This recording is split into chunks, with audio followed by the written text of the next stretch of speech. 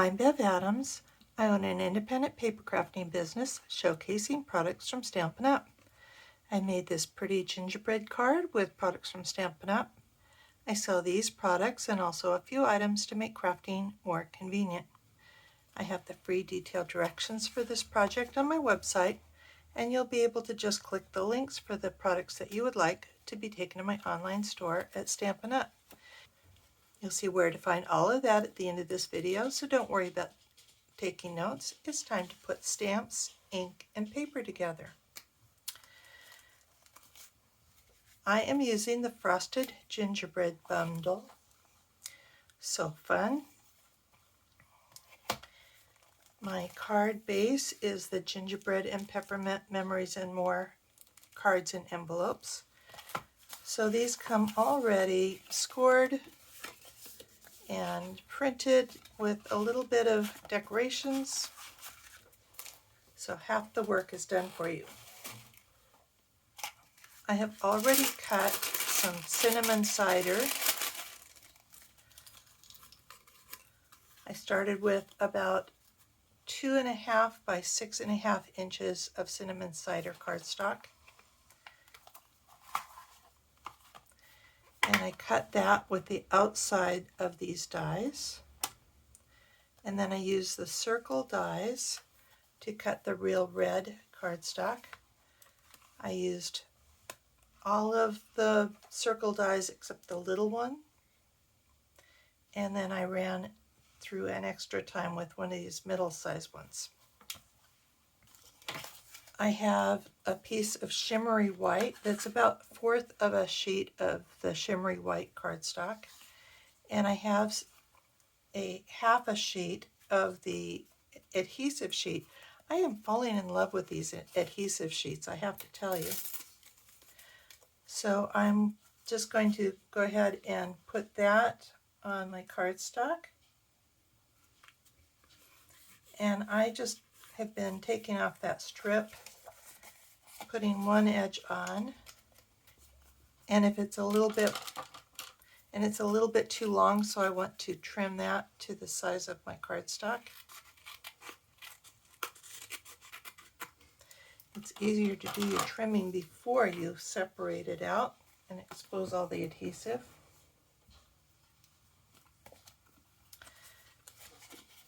And then if you pull this back and grab the corner,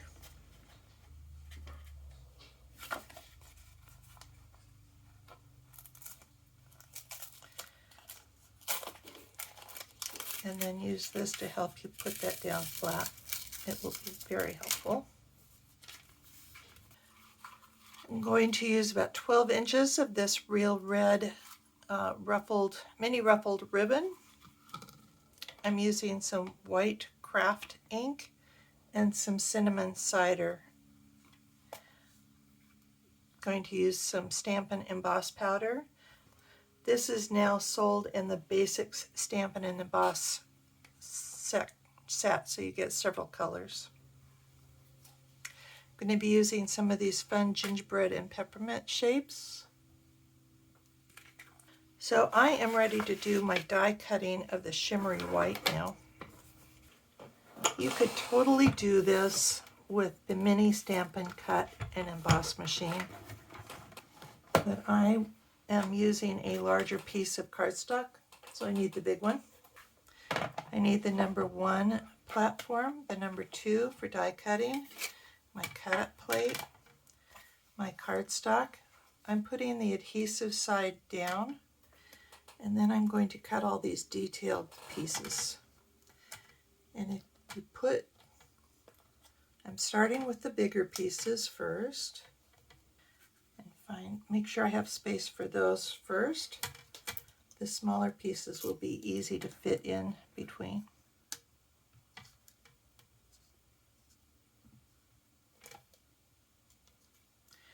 So I'm going to use all of these little swirly ones. I don't think I really need the little ones, but since I've got room, I'm going to go ahead and cut them now. It's going to be easier to cut them now and not need them. And cover that up. And in a perfect world, these would stay attached like that one seems to. But these pop out.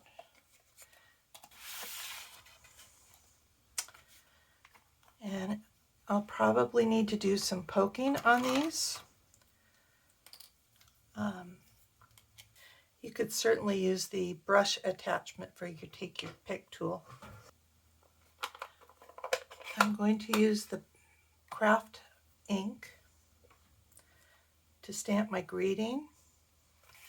I used You're the Icing to my gingerbread before. This time I'm going to use Wishing You a Merry Christmas.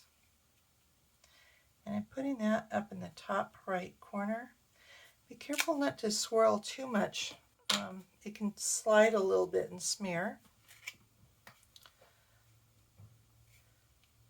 And I'm going to just sparkle a few of these peppermint swirls around. Most of these will be covered up. And then we're going to cover that up with the embossing powder.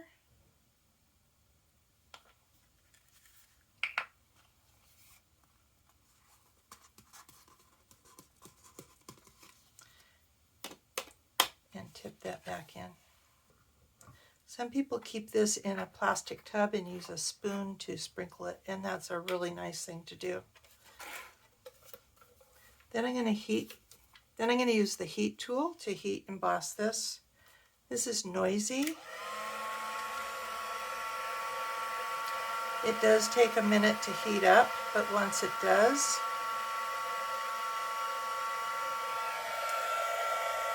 those little powdery swirls turn to shiny and more solid.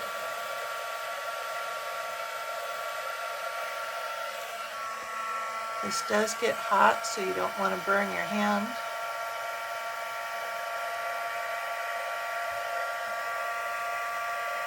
And this is not at all, you might think this is like a blow dryer, but it doesn't blow and it gets much hotter than a blow dryer.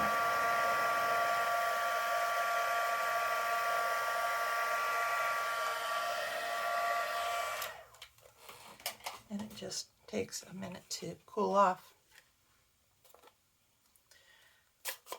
While it's cooling off, I'm going to use this long border stamp to stamp on the inside. So I'm going across the bottom. On this one, I thought I was going to emboss all of the peppermint, but I think I like the die cut pieces better. Not totally straight. Now I'm going to put all the frosting on.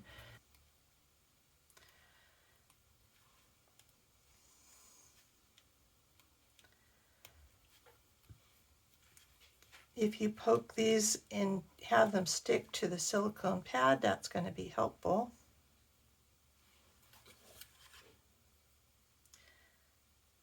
But once they get separated out, you just put those on and they're beautiful.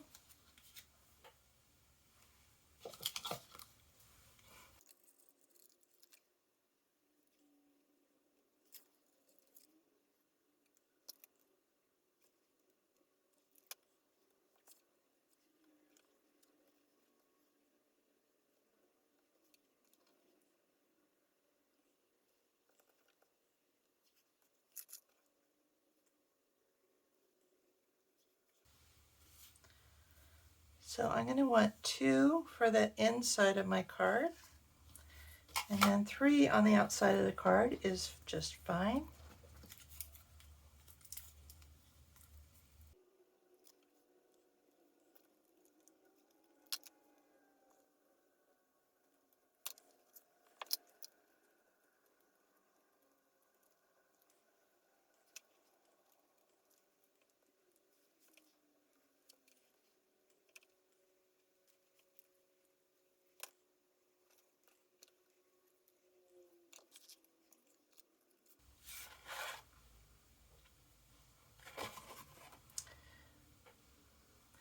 Okay, so we're going to take the 2 that are about the same size,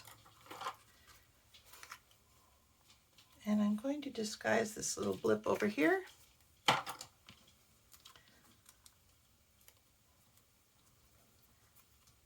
And kind of even out my border. I'm leaving the rest blank.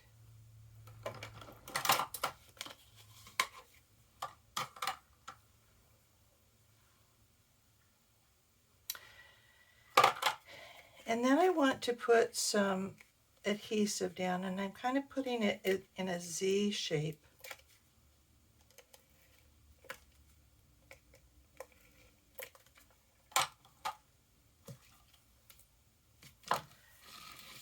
And 12 inches is about right.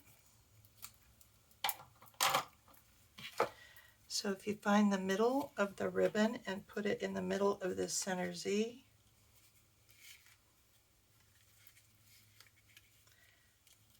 and then fold it over and lay it down.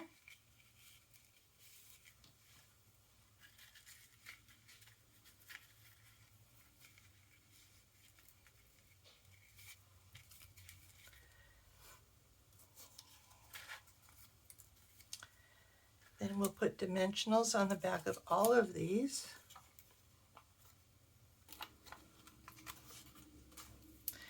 I am a firm believer in lots of dimensionals, but you really only need 2 for each of these.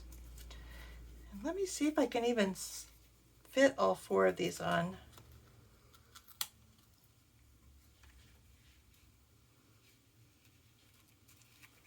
I might be able to.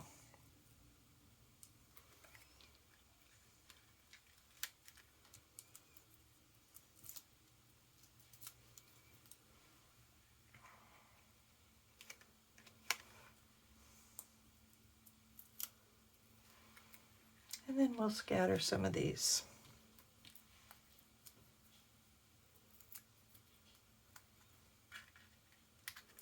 And I'm kind of tucking these under the gingerbread. I didn't mention I'm going to be using some rhinestones and scattering these around the card. On my sample, I put this one in the middle, and I actually don't like it there. So I'm not really planning any particular place, just adding a little sparkle.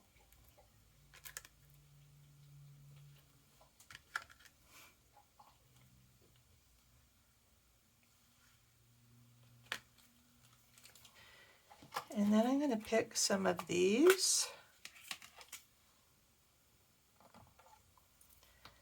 And I think that the best way to use these is to put some adhesive down on your silicone mat, or in this case I can put it on this sheet.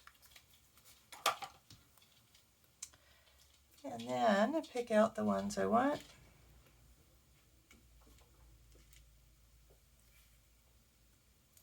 And I'm just kind of dipping it in.